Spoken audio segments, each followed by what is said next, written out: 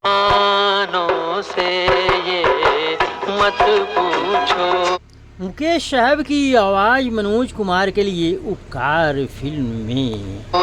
दीवानों पे क्या गुजरी है तो देखा तूने जब जब किया सिंगार। उपासना फिल्म का गीत 1971 में जो मुकेश साहब ने प्लेबैक किया था फिरोज खान के लिए। फूलों को देखा तूने जब जब आई बहार। सभी प्यारे प्यारे बहनों भाइयों को मेरी तरफ से प्यारा सा अभिनंदन है। मैं आपका दोस्त पीके संगीत 9061 अपने चैनल पर आप सबका स्वागत करता है और इस मनोरंजन के घड़ी में आपके साथ आपका दोस्त मनोरंजन की बातों को लेकर के कुछ इतिहास की बातें, कुछ फिल्मी जो गलियारों से निकलती रहती है।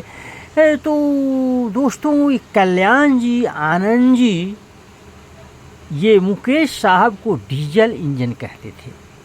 ये बात जब आई सोशल मीडिया पर तो इसका कल्याण जी भाई ने खुद ये शेयर किया कि इसलिए कि क्योंकि मुकेश साहब की जब सुबह सुबह ठंडा गला रहता था तो आवाज़ सही नहीं निकल पाती थी और जैसे उनका गला थोड़ा गर्म होता था वो अच्छी आवाज़ में गा लेते थे और बड़े ही सुंदर, बड़े ही अच्छा गीत बनता था। उन्होंने उदाहरण देते हुए ये समझाया कि जब फिल्म बन रही थी पूरब और पश्चिम मनोज कुमार की, 1970 की बात है, तो ये गीत एक जब रिकॉर्डिंग हो रहा था यानी कि कल्याण जी आनंद जी और मुकेश साहब की जोड़ी का, तो ये गीत रात भर इस गीत का चला, रिहर्सल हुआ, 40 टेक मुकेश साहब को लेना पड़ा इस गीत के लिए, तब जाकर ये भोर में कंप्लीट हुआ ये गीत और वो गीत बना कि वो सुपर डुपर हिट। और इस गीत के बारे में मुकेश साहब खुद कहते थे ये मेरी ज़िंदगी का सबसे खूबसूरत, सबसे प्यारा सा गीत है, वो गीत है। ये कल्याण जी आनंद जी के संगीत निर्देशन में ये सबसे अच्छा, सबसे खूबसूरत एक उदाहरण के तौर पर दिया जाता है इस गीत को।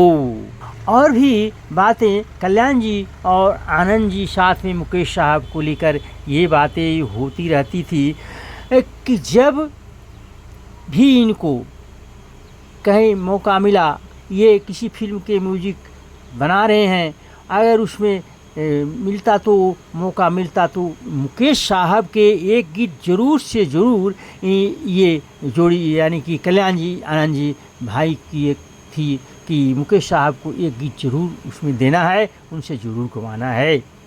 फिल्म बन रही थी 1968 में, सरस्वती चंद्र, जो एक गुजराती उपन्यास पर आधारित कहानी पर बन रही थी और इसके डायरेक्टर थे गोविंद सरैया और इसमें मुख्य भूमिकाएँ थी नूतन, मनीष, विद्या चौधरी के। गीत इंदिवर के थे इस फिल्म के।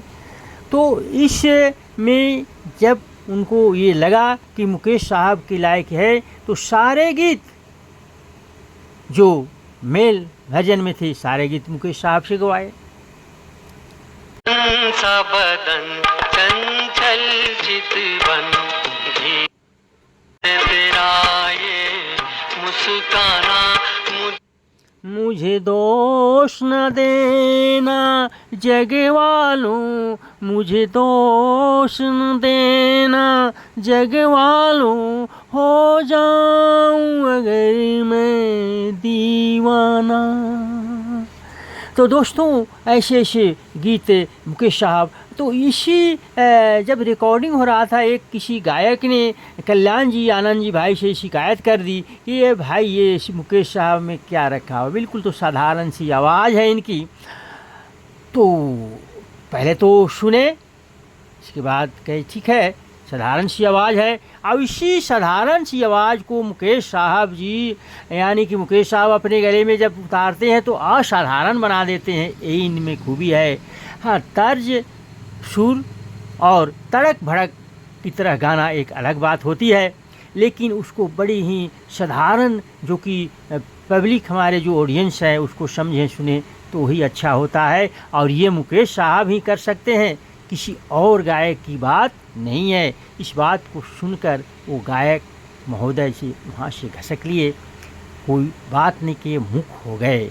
तुम्हें भेजा है खत में, वो नहीं मेरा दिल है। लता और मुकेश साहब की आवाज़ में डुएट गीत, ये गीत प्रेमियों के लिए जान बन जाती थी बनी हुई।